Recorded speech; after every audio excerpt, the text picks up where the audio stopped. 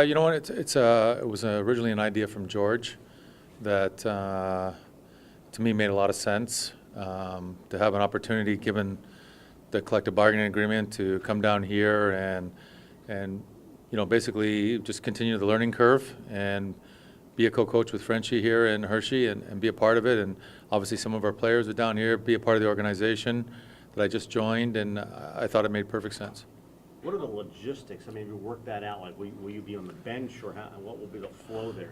You know, we're still at the initial stages of that. I'm going to be on the bench, and we're still trying to figure out all that, how it's going to happen. And I got a feeling maybe it's going to happen with some other teams, and kind of like see what goes on. And as I said, we're really still figuring that out.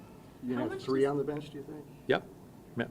How much does this help you just sort of ease into that process of being a head coach for the first time? I mean, to take another step, get to know the organization, and just a little bit more responsibility than what you had last year in New Jersey. Yeah, it's a different hat, a hat that I've never worn, and that's why I welcomed it, and I think it makes sense. And my attitude is if I can get 1% better as a coach, then it makes sense.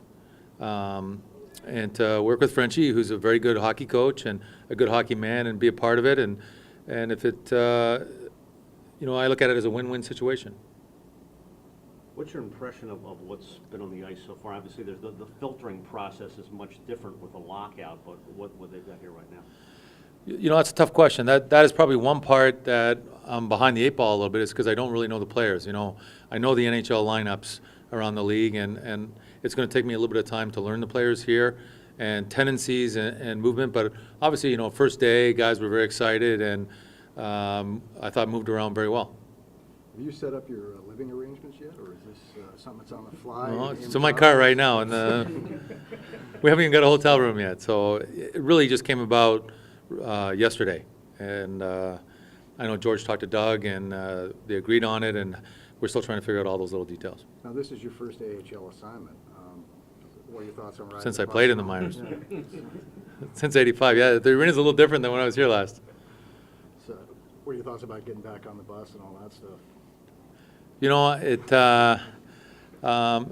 It's part of the job.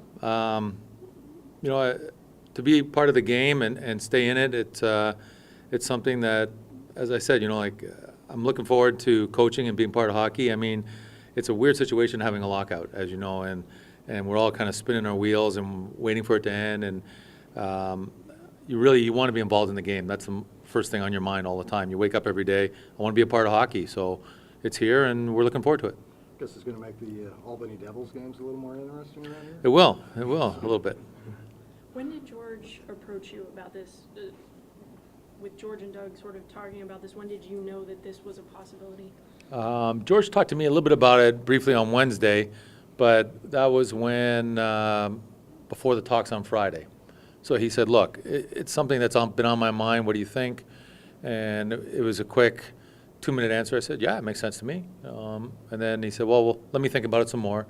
And then he talked to me basically yesterday.